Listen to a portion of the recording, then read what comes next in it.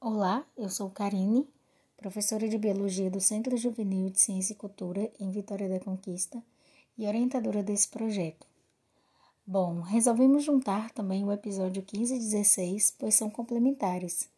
Então vamos lá para a biologia vista nesses dois episódios emocionantes. Olá, eu sou Jailda Cabral, aluna do curso Trilhas da Caatinga, do CJCC. Esses episódios são muito especiais para mim, porque iremos usar um pouco dos nossos conhecimentos adquiridos com outros episódios do Biologia que aprendi com Flash e conhecimentos adquiridos com o curso Cientificamente. Olá, sou Daniel Guilherme, aluno do curso Cientificamente. Também estou muito empolgado com esses dois episódios. Vai ser muito bom interligar conhecimentos desse curso tão maravilhoso com o nosso projeto.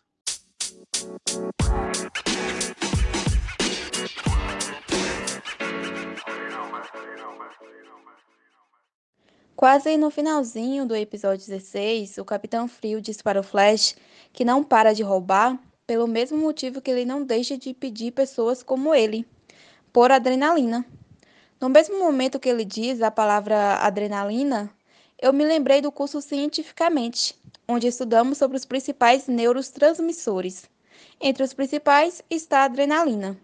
A adrenalina é o neurotransmissor da fuga ou luta. É oficialmente o preparador para os nossos grandes feitos. Ele é liberado na corrente sanguínea, sobretudo em situações de estresse, pequenas ações de perigo e excitação.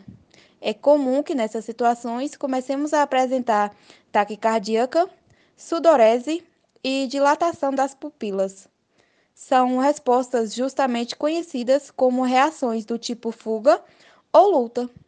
Bem, entre ações da adrenalina no nosso corpo, podemos citar aumento da frequência cardíaca, liberação de ácidos do tecido adiposo, aumento da força de contração ventricular e etc. E se você quer um pouco de adrenalina, assista a série The Flash. A própria Netflix classifica a série na descrição como adrenalina pura. Praticar esportes radicais também é uma boa opção. Ou simplesmente passar uma tarde na casa de sua amiga, escondida de sua mãe. Acredite, é muita adrenalina, inclusive saudades. Informações massa, Joy. Minha interligação com o curso Cientificamente é a dor de cabeça trigeminal de Cisco ao beber um suco gelado no episódio 15. Em outras palavras, o congelamento do cérebro. Então, em um podcast do curso Cientificamente, que a professora Karine postou recentemente no canal Biologia Criativa, no Spotify, ela faz referência a uma cena do filme Divertidamente para explicar tal fenômeno, onde Riley bebe um milkshake e as 5 emoções congelam dentro da cabeça da menina. E o que aprendi foi o seguinte: o termo médico para essa sensação é a dor do gelado ou ganglioneuralgia esfenopalatina, e é provocada pela estimulação quando o alimento gelado encosta no céu da boca, palato do nervo trigêmeo. Este nervo percorre a parte inferior da boca, daí a sensação ser causada por alimentos gelados. Em maior detalhe, o nervo trigêmeo obriga o sangue a aquecer a parte da frente do cérebro, o lóbulo frontal. A área responsável pela tomada de decisões e é uma reação automática, em modo de sobrevivência. E este forte afluxo do sangue, cerca de 20% mais que o habitual na presença da área, que causa a dor de cabeça forte localizada na testa. Lembre-se, da próxima vez que consumir bebidas geladas que causem essa sensação, pressione a língua na parte inferior da boca para acalmar o nervo trigêmeo. Ufa, essa professora arrasa. Adorei saber de tudo isso e tá tudo anotadinho aqui no meu caderno. Ainda no fim do podcast, ele dá um recadinho que fiz questão de anotar também.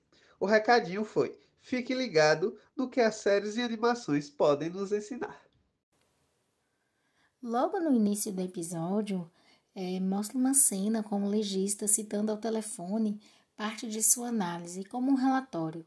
Então ele fala: hemorragia petequial na mucosa nos lábios e no interior da boca, odor de água sanitária e marcas post-mortem.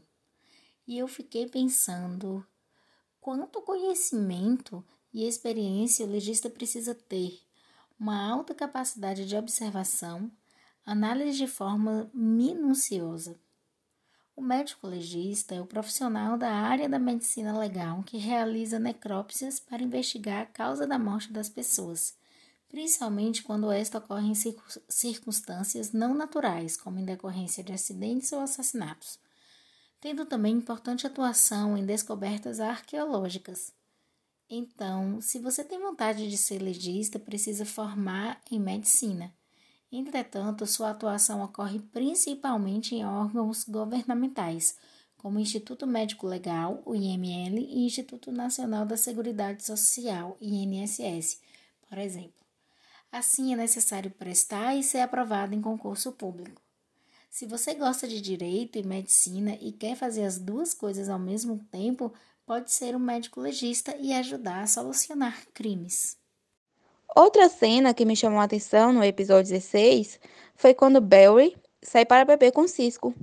Então Cisco o agradece por estar ali, mesmo ele não ficando bêbado. Foi aí que eu me lembrei do episódio 5 do Biologia que Aprendi com Flash.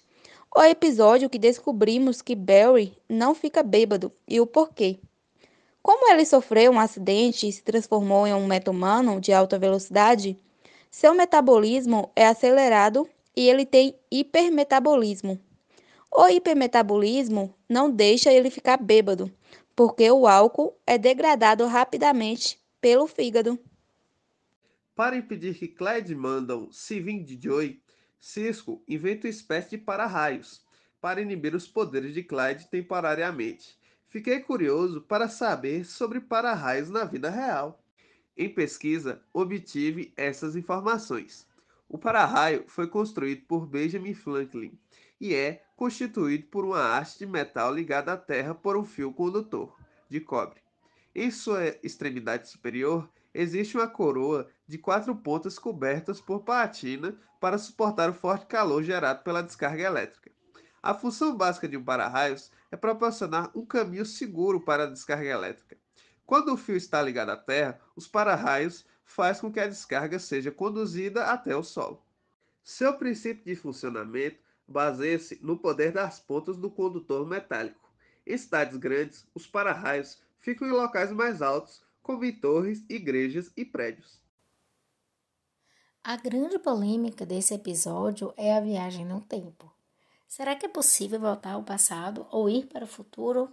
Não, não é. Até hoje nenhum estudo comprova que viagem temporal é possível. Mas existem várias teorias sobre. Como já disse, nenhuma comprovada. Conversaremos mais sobre viagem do tempo em outros episódios.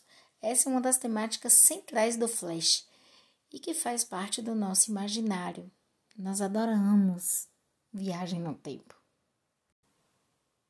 Uma cena que me chamou muita atenção foi o final do episódio, quando Iris e Ed vão consolar Barry e Ed pede desculpa pelo soco de ciúmes que ele deu. Pois a doutora Caitlin explicou que Barry tem psicose do relâmpago, por ter sido atingido por um raio.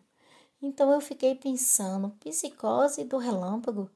Será que isso é ficção do Flash ou é verdade?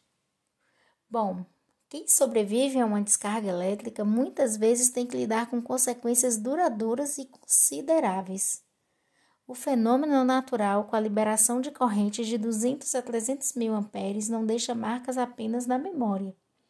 Cerca de 20 a 50 pessoas são atingidas por raios anualmente, mas 10% não sobrevivem.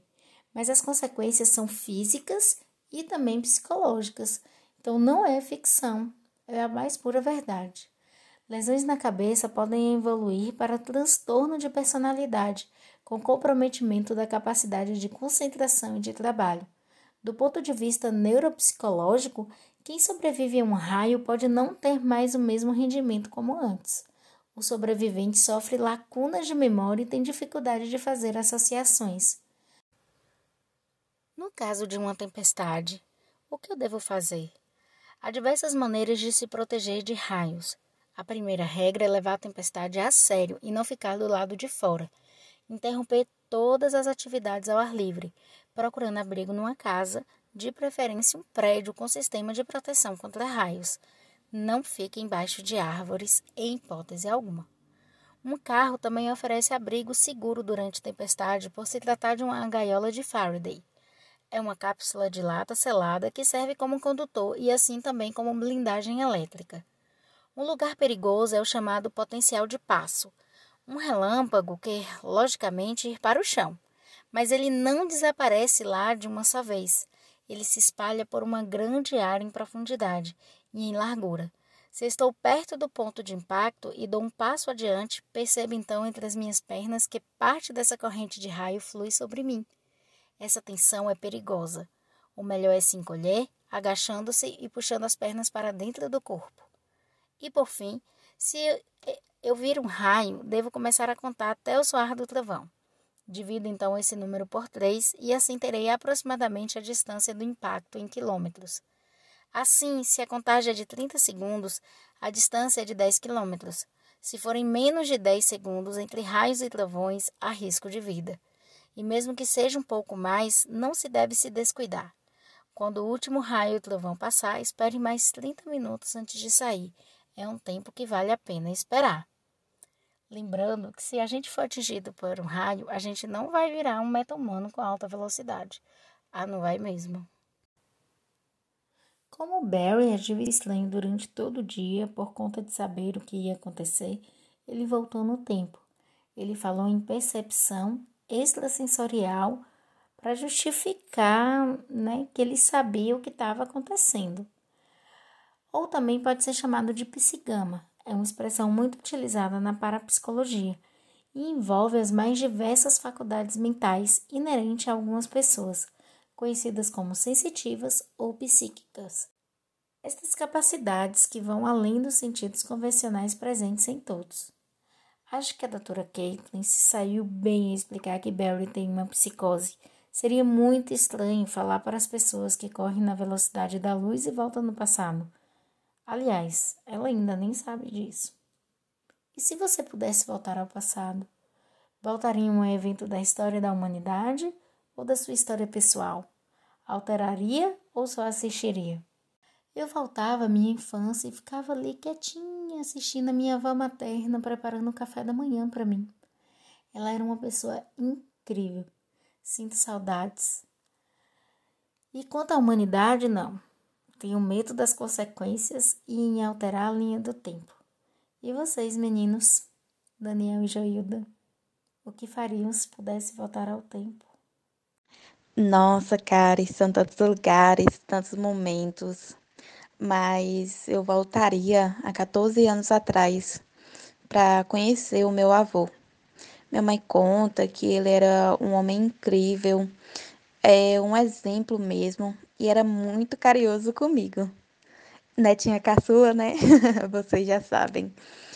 Eu queria conhecer ele. Quando ele faleceu, eu tinha apenas 2 anos de idade, então não me lembro de todo esse carinho que ele tinha comigo, de todo esse cuidado do rosto dele. Eu não me lembro de nada. Então eu voltaria, né, quando eu tinha 2 anos, só para conhecer o meu avô, para me memorizar o rostinho dele, ver todo o carinho que ele tinha comigo. Nossa, eu faria tanta coisa, mudar erros que cometi no passado, reviver bons momentos com pessoas que eu gosto, ver momentos interessantes do passado, conversar com outras pessoas de outras eras. Queria muito ver um mamute e talvez dar até uma passadinha no futuro.